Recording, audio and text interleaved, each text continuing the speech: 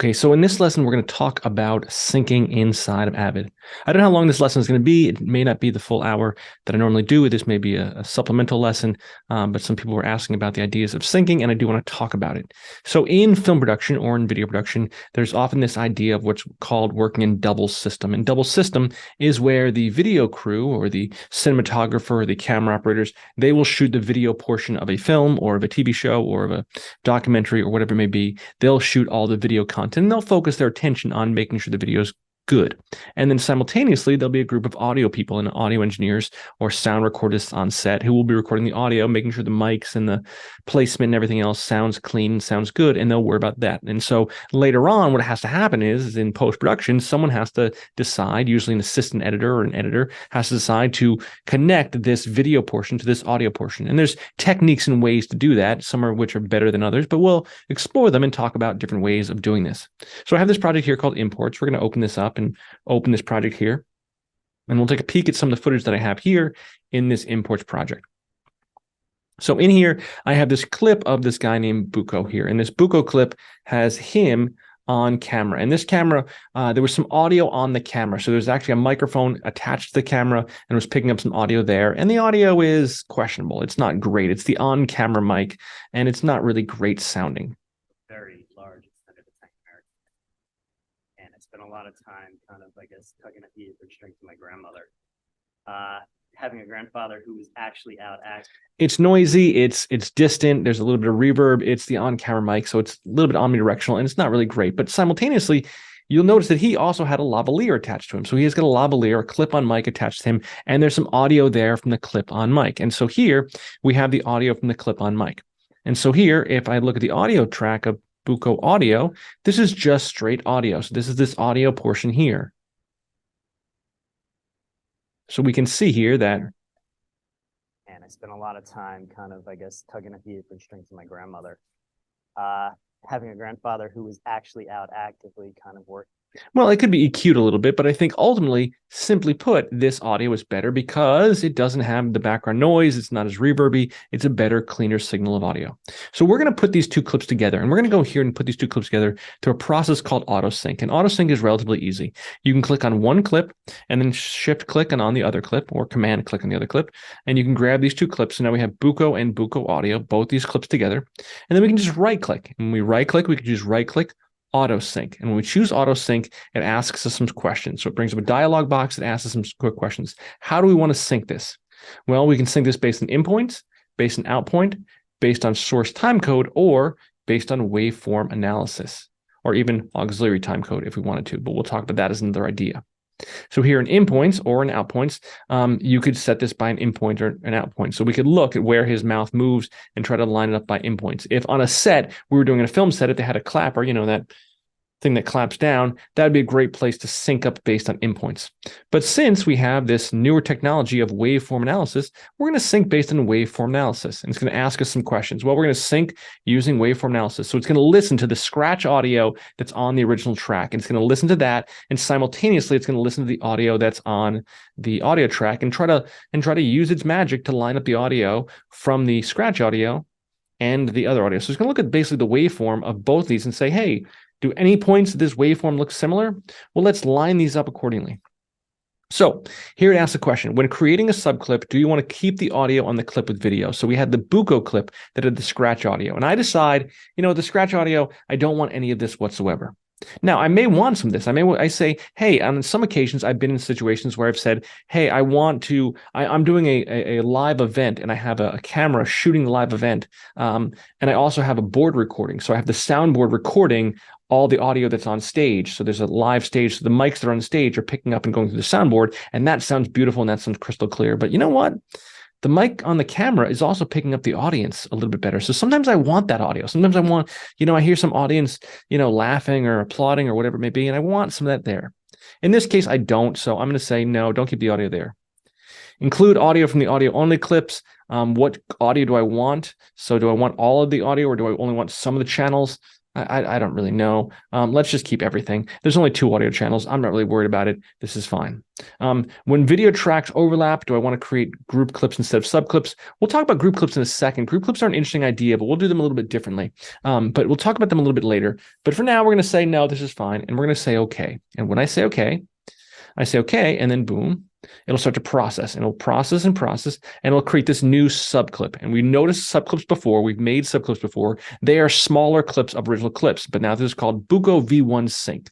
And now here, this clip is the new video or the old video with the new audio. And so it's different. It's a little bit cleaner. My grandmother, having a grandfather who was actually out actively kind of working the yard, which was like kind of like a little small, quaint little farm that we had there. Much nicer, much cleaner, ultimately better. It really is some good stuff here. We have some good ideas of how this works. So we have this here. So let's look at another clip here. We have a clip here of this guy named Defina. This guy is a different chef here, and this chef here has no sound. So if you look at the clip here, it'll actually say Defina no sound here. I made this clip without sound. And so now we have this. So the camera person who was operating the camera said, I don't want to worry about audio. I don't care about audio. Forget about it. I'm going to ignore anything going on with audio. I'm just going to record video and not record any scratch audio. Well, now I'm in trouble. So now I have to go here and look and see if I can try to line this up. So I'm going to go here and look and see when I play this here. Now he says right here, because I can read lips perfectly, he says, mountain lakes growing up. That's what he says. If you look at his lips here, he says mountain lakes growing up right there. I can read lips. I know he's saying mountain lakes growing up. Can I read lips? No, of course I can't read lips. But what I can do is I can look at the audio and see the audio here and say mountain lakes growing up. There it is, mountain lakes growing up. Mountain lakes growing up. So I can tell now that I have something to work with, I can tell that this is probably the mountain lakes growing up. So I'm going to try and do my best here. So in here, I'm going to look for where his mouth moves. I'm going to hit the arrows over, left and right arrows to get the M of mountain lakes growing up. Here he comes. Let's see, he's talking. Here it is, right there. Mountain lakes growing up. This right here is mountain lakes growing up. This is mountain lakes growing up. Mountain lakes growing up. So maybe here. Let's try here. I'm going to mark an endpoint right here. I'm going to put an endpoint right there, just an identifier of an endpoint there. Now I'm going to look at the audio track and try to find the endpoint as well. So there's a couple things I can do here. I can kind of go forward a little bit and see. Mountain lakes growing up. Here's mountain lakes growing up. I could go frame by frame forward and hold down the shift key and get. There's the mountain lakes growing up.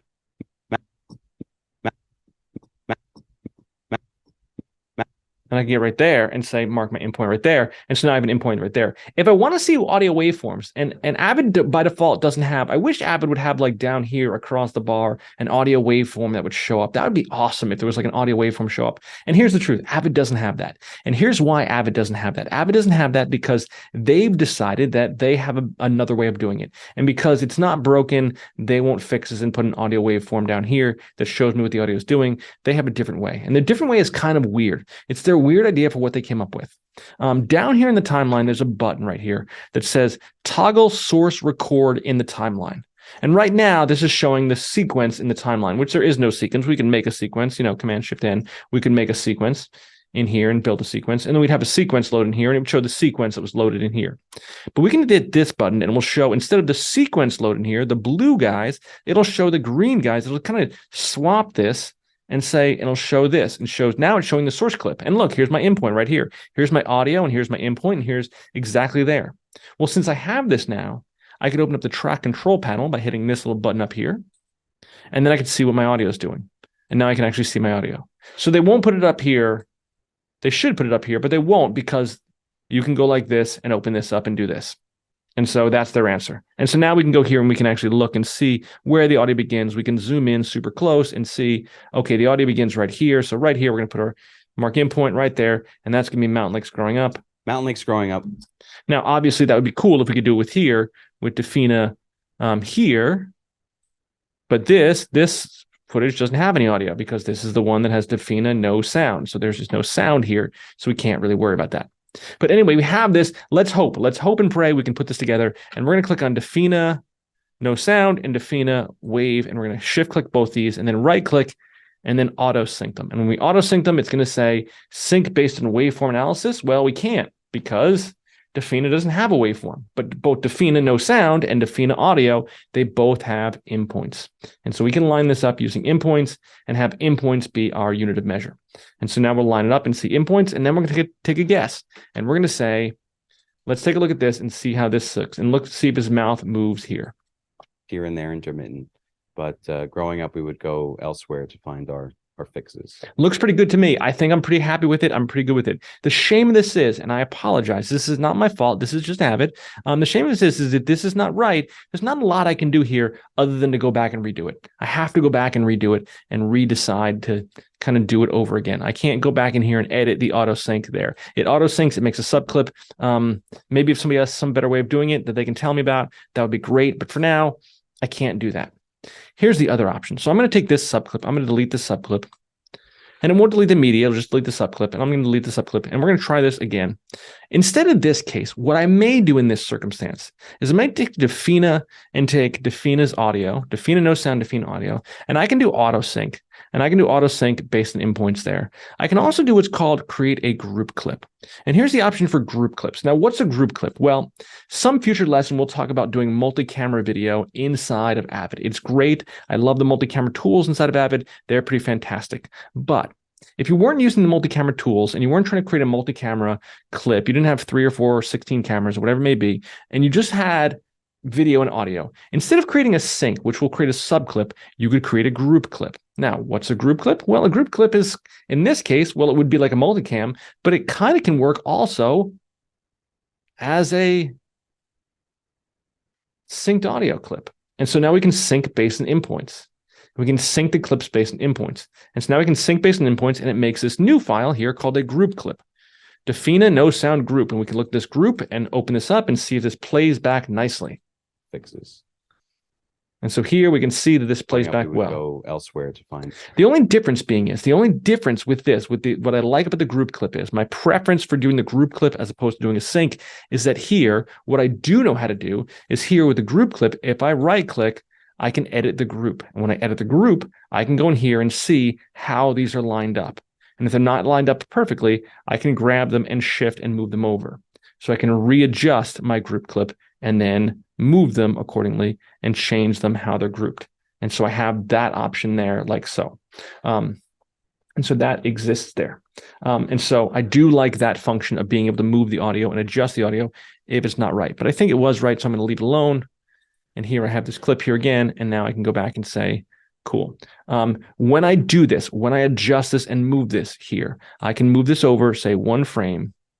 Boom, I just moved this for 1 frame, and maybe this will sync up better. Maybe I can watch this. It's not really a food-driven scene. And see if this syncs up better. So if I have to shift something 1 frame forward or backward, I can save it there. What I need to do to make this change, when I change this is a weird, tricky thing. When I change this with a group clip, I'm going to go here to up to this menu, and up to this clip name menu, I'm going to clear the monitor or clear the menu. And so here, I'm going to clear the menu. And when I clear the menu or clear the monitor here, yeah, clear monitor would work. If I clear monitor here, it's going to ask me, I've changed this group.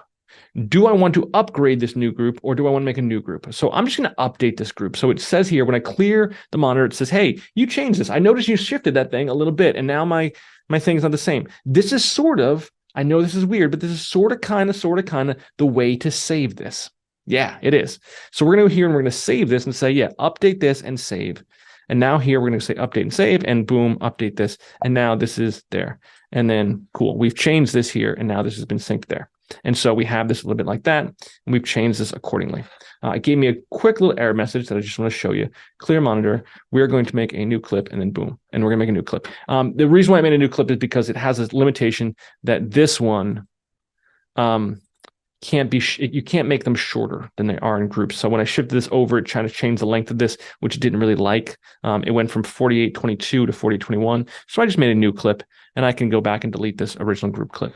I know it's a little convoluted. It's a little bit difficult. I make mistakes sometimes, but now this is synced.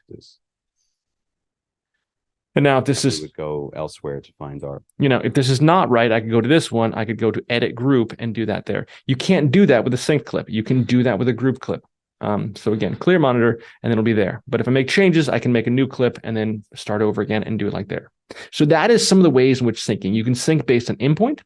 You can sync based on outpoint. You can sync based on waveform analysis, or you can sync based on timecode. So here's another option. We have this clip here of Fidel, and this clip of Fidel is just video. So this is video of Fidel talking and saying stuff here. But if we look at the video time code up here, it says V1 time code. If we go back to the very beginning of this, you'll notice the very beginning of this, it starts off at 11:36:1903. And if we look at the audio for this clip, there's audio up here, and the audio here starts off at 11:36:1903. It's the same time. And it's probably the same time because what happens is that a lot of times if the director of photography or the cinematographer or the camera operators are there on set shooting video, but they're not caring about audio, what they will do is they'll meet with the audio engineer ahead of time and they'll say, hey, let's synchronize our watches. Let's set our time code in a process called jam syncing, where they set their time code to match accordingly. And so in this case, we have Fidel here, and we have Fidel's audio with the same time code. And so now we can go here and we can right click and auto sync or group clips. We can group clips or auto sync, whichever one we want to do. But I think we're pretty confident that these are going to sync up pretty nicely. So we're going to hit auto sync here and choose auto sync based on source time code, which is the time code that's actually burned in to the video clip that's there embedded in the video clip. And we're going to sync based on time code. Now, what's the benefit of time code? Well, let me show you an idea. If I have time code, and God bless it if I have time code, if someone made the effort to sync up the audio time code to the video time code and they were in sync and they were beautiful, here's one of the nice things I can do. I have this clip here called Aaron and this video clip here of Aaron, audio clip of Aaron. So I have video and audio of Aaron and I have video and audio of Fidel. And it doesn't care. Avid doesn't care that these are named Fidel and Fidel 1 and Aaron 1. It doesn't care about the naming conventions. It doesn't matter that at all. What it cares about here is that it goes into here and I can grab all 4 of these clips and then I can auto sync them all at once. So if I have 4, 5, 16, 105, 656 clips, and they're all synced with the same time code at the same place, I can go by source time code and it will work like a charm. It'll do this beautifully and then have this synced up really, really nicely and boom, and made 2 clips automatically. One is Aaron appropriately. We're offering our students the opportunity. Great. One is Fidel appropriately. These are all synced wonderfully. It's going to be a conference without any problems whatsoever. Now, can I do that with waveform analysis? Can I go through and get waveform analysis to work when I say, okay, I have, for example, here, I have this Fidel clip. This is a Fidel with audio and video. So this is Fidel with audio and video.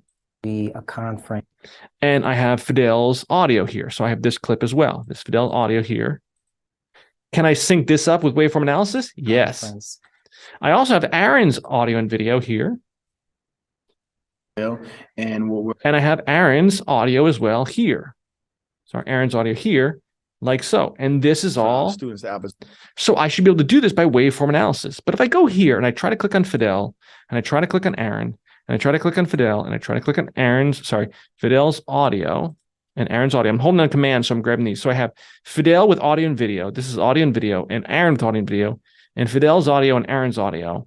And I say, let's grab all 4 of these clips or all 20 of these clips, whatever it may be. Maybe I have 10 different audio clips, 10 different video clips, and I say, sync them all, but don't sync on based on time code. Sync them based on auto sync based on waveform analysis. Let's see if waveform analysis can figure this out. And now we'll process, it'll do its process. It'll make 2 new clips, one called Fidel, one called Aaron, Fidel AV, one called Aaron AV. Let's see how it did. And we're offering our students the opportunity to come to Brookdale and then Oh. to NJCU through Wall Township. Oh, let's try this. For NJCU, actually, we have a partnership with. Doing it by time code is wonderful. Time code is super accurate. It knows the time code. As long as there's no corresponding time code of the same time code on the same multiple clips in case they were all set to the same time code. As long as they're not like that, and they're all different time codes, time code is wonderful. Waveform analysis won't do that smooth a job. Waveform analysis is not going to be your friend inside of Avid to that degree. Doing one clip at a time or a combination, a pair at a time, doing an audio and video clip one at a time, yes, that will work fine. And as long as there's decent quality audio on the clip, it will work fine. If there's multiple clips, It's not going to do multiple clips with waveform analysis. It's not even going to do multiple clips with endpoints. You can't set endpoints on all the different clips, and they'll just recognize them as all as the same endpoint. It's across the endpoints across all the clips, which won't be your friend. And so this case, this kind of butchered this, and this did not do a great job of this. That said, I will mention this because I think it's fair to mention this. Avid does this okay. Avid does this waveform sync okay. It does a decent job. This idea of waveform sync exists in Avid. It exists in Premiere. I believe it exists in Final Cut as well. I'm sure it exists in DaVinci Resolve. But the idea of syncing based on waveform was a relatively new technology. This technology really started, I think, from my money, really started with another program out there called PluralEyes. And there's a company out there called Red Giant. They own a software called PluralEyes. And this right here is a software called PluralEyes. It's actually PluralEyes, like your eyes. There it goes. It opens up PluralEyes. And PluralEyes opens and says, hey, add media into here. And if I were to go here and say, inside of Avid, I were to go in here and say, take PluralEyes to do this, I can do PluralEyes and say, okay, let's go in here to my imports folder here that I have, and I'll go to this sync folder, and I'll grab Aaron AV, and I'll grab command click and Fidel AV, and I'll grab Aaron 1 and Fidel 1, and this is my audio clips. And I can go in here and drag these in here and say, hey, sync these clips up here like so. So I add this media in here and I sync this media and I boom, and it says boom, and it syncs this media up perfectly and has these clips there and those clips like so. And then I can export these as individual clips, either as a Premiere project, a Final Cut project, or a series of video files. And I can actually export these as a series of video files. Now, this is not a PluralEyes lesson. I'm not really great at PluralEyes. There's smarter ways to work PluralEyes, and there's smarter things you can do with PluralEyes. And this will work with anything for waveform syncing, and it'll work with multiple cameras. What's really nice about PluralEyes is that you can move these and shift these around. You can use multiple cameras and sync them all. If you're working in Premiere or working in DaVinci Resolve, you can actually make projects or sequences or make multi-camera things. It's a really smart program. It's really clever. There's some really cool things we can do. When we can see this again, I can go to File, New Project. We'll do this again. We won't save this because I don't really care, but we can go here and say, let's go to the Chef Sync, and we'll see Buko here, Buko's audio and Buko's video. Again, this is the audio with the scratch on there. This both has audio there, and we can say, cool, sync this.